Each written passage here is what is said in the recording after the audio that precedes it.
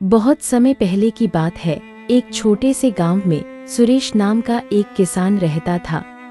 उसकी पत्नी सबिता बहुत ही दयालु और प्यार करने वाली थी। दोनों का एक प्यारा सा बेटा था जिसका नाम रिकी था। रिकी अपनी माँ के बहुत करीब था, लेकिन कुछ सालों बाद सरिता बीमार पड़ गई और भगवान को प्यारी हो गई। सुरेश अपनी पत्नी के बिना बहुत अकेला महसूस करने लगा। वह अपने बेटे की देखभाल तो करता था, लेकिन उसे लगा कि रिकी को माँ के प्यार की जरूरत है। कुछ महीनों बाद गांव के बुजुर्गों की सलाह पर रमेश ने दूसरी शादी कर ली। उसकी दूसरी पत्नी का नाम नंदिता था। शुरुआत में नंदिता ने रिकी के साथ अच्छा व्यवहार किया, लेकिन जैसे जैसे समय बीतता गया उसकी सोच बदलने लगी। कुछ समय बाद नंदिता को खुद का एक बेटी हुआ। अब उसका सारा ध्यान अपने बेटी पर चला गया और रिकी के प्रति उसका व्यवहार बदल गया। नंदिता मोहन से हर छोटी बड़ी बात पर डांटने लगी। उसे अच्छे कपड़े नहीं देती, कम खाना देती और उसे हमेशा ताने मारती। सुरेश यह सब देखता था, लेकिन वह अपनी पत्नी से बहुत डरता था और कुछ नहीं कहता। रिकी को अब अपनी माँ की बहुत याद आती।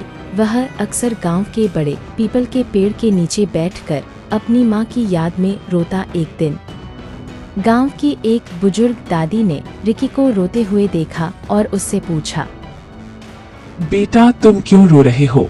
रिसी ने रोते हुए अपनी सौतेली माँ की सारी बातें बता दी। दादी को बहुत दुख हुआ। उन्होंने रिसी को गले लगाया और कहा, बेटा धैर्य रखो, भगवान सब देख रहे हैं। जो अच्छा करता है उसके साथ अच्छा ही होता है।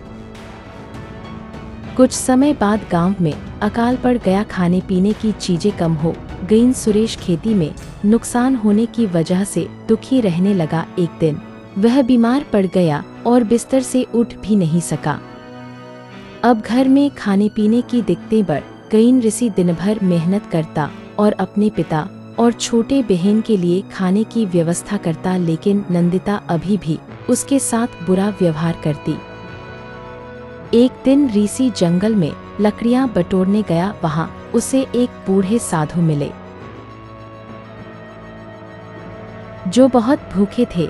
रिसी ने बिना सोचे समझे अपनी रोटी उन्हें दे दी। साधु बहुत खुश हुए और बोले, बेटा तुम बहुत अच्छे हो। मैं तुम्हें एक वरदान देता हूँ, जो भी चीज तुम छुओगे वह सोने की बन जाएगी। रिसी चौंक गया, लेकिन उसने साधु को धन्यवाद दिया और घर लौट आया। जैसे ही उसने घर की लकड़ी की चक्की छुई, वह सोने की हो गई। यह देखकर उसकी सौतेली माँ दंग रह गई। धीरे धीरे रिसी ने जो भी चीज छुई वह सोने की बन गई। अब उनके घर में धन दौलत की कोई कमी नहीं रही।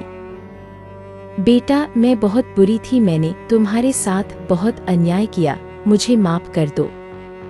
माँ, सच्चाई और ईमानदारी से बढ़कर कुछ नहीं होता। अगर आप मुझे सच्चे दिल से अपना लें तो मैं पुरानी सारी बातें भूल जाऊंगा। इसके बाद नंदिता ने रिसी को सच्चे दिल से अपनाया और सब मिलकर खुशी खुशी रहने लगे।